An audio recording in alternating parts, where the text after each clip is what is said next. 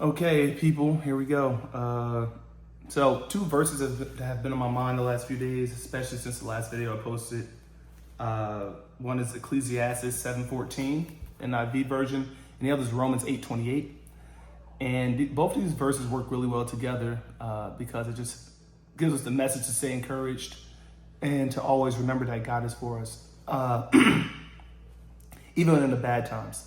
So Ecclesiastes 7:14 NIV says, "When times are good, be happy. But when times are bad, consider this. God has made the one as well as the other. Therefore, no one can discover anything about their future." Romans 8:28 says, "And we know that in all things God works for the good of those who love him, who have been called according to his purpose."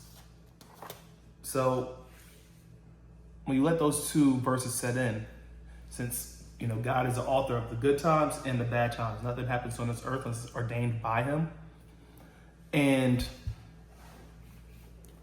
all things work for the good of those who love him, you have to remember that even when we are in a bad season in our lives, it's going to work together for our good. And also, when things are going well, or let's put it this way, when things are going bad, right? Sometimes we focus so much on the bad that we forget what else is going well for us, me, myself included. And lately what I've been doing is focusing on all the good. Because let's say there are 10 issues in my life. 9 of them are good, 1 of them is bad. I know for a fact I wouldn't want to trade that one thing that's bad for the 9 things that are good. So what I've done is just focused on them and then still had joy in my suffering. Saying, maybe, let's pretend it's money. Let's pretend maybe you love your job, but you hate the money. But your family has time to spend with you.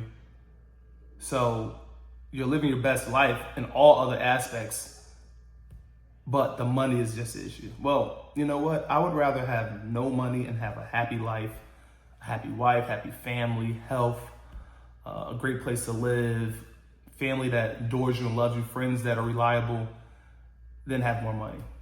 It's just the honest truth. I wouldn't rather have it. So maybe in the opposite for you, it's maybe you have an illness, but everybody's rallying around you in this illness. They're supporting you. Hopefully it's not cancer, but let's say it's cancer, but your cancer is in remission. Instead of stressing about when that cancer may come back, just enjoy the love that everybody's pouring onto you, that everybody's rallying around you, that you see that people are willing to support you in all ways. Whether it's, maybe you're a student and you have all A's and in one class you got a B, right? Just know hey, you still have a good GPA. At the end of the day, maybe that B, it's a real bummer because you never had a B in your life. But remember that you have 4 other classes that you're getting an A in. So focus on that and just be happy that you have that for right now, and know that hey, you would rather have all A's. Yes, we all would in life. But if you have just that 1 A and 4 B's, that would really be even more devastating. So let's just focus on the good as a community, as a Christian community. God has authored the good times and the bad in our lives, but all of it is going to work together for our good. God bless.